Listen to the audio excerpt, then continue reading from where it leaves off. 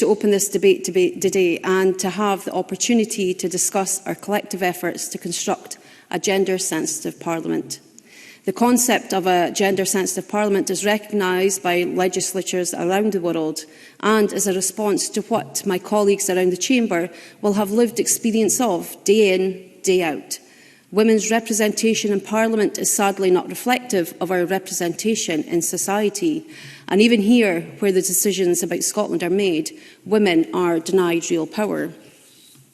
This Parliament's gender-sensitive audit, launched by the presiding officer in 2022, looked at our rules, practices and culture to examine how women are or aren't included and represented here. The new report, which I encourage every member of the Scottish Parliament to read, makes a number of recommendations to address the issues highlighted by the audit. Of course, the barriers to entry for women to this Parliament and politics in general are many, and I want to spend a few moments today talking about the obstacles many of my colleagues cross-party here today may have faced.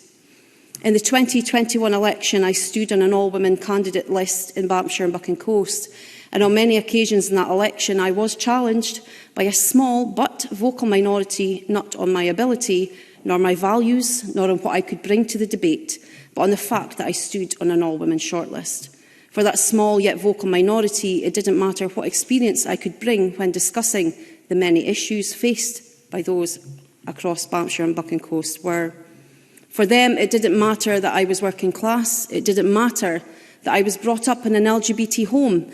It didn't matter that I had experience of translating for my deaf father or caring for my children with additional support needs, or that I had succeeded in many voluntary positions while juggling a degree as a counsellor and parent, single parent to 6 children. For them, it didn't matter that I had the opportunity of bringing those experiences and being a voice for so many others like me who we rarely see themselves reflected in parliaments like this one. All that mattered was that I was on an all-women shortlist, that I had somehow skipped the queue.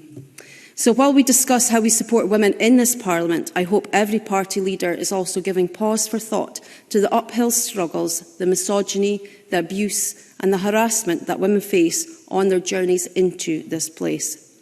The audit carried out by Dr Fiona Mackay found that there had been fluctuations over time in the number of women in leadership and decision-making roles. For example, on the Scottish Parliament corporate body, in the Parliamentary Bureau and in committee convenerships. This suggests that equal representation of women and men is not embedded within the Parliament, nor is it guaranteed going forward. We can and do better. The audit also found that the number of women and men on committees does not always reflect the gender balance in the Parliament. Men tend to be overrepresented in a number of mandatory committees, such as those dealing with finance, audit standards and procedures and delegated powers. The one mandatory committee where women tend to be overrepresented is the committee responsible for equalities. Currently, the Equalities, Human Rights and Civil Justice Committee, on which I sit. On the level of participation in Parliament, it found that women tended to make fewer contributions during First Minister's questions and were less likely to intervene in debates. It also found that men were more likely to have their interventions accepted, both by men and women. To the surprise, I'm sure, of no women in the Chamber today, the audit found that while there appears to be a positive shift in terms of attitudes towards women in politics, women MSPs still encounter sexism. Now, I won't go into full detail here, but I have lost count of the number of times I've been told what I should or shouldn't say, what I shouldn't do, and where I should or shouldn't sit. And I've lost count of the number of times I've been spoken over or expected to explain myself. And we know full well that this is seldom the case for our male colleagues. So I call on my male colleagues to challenge this behaviour wherever you see it. It is only this way that we can change the culture for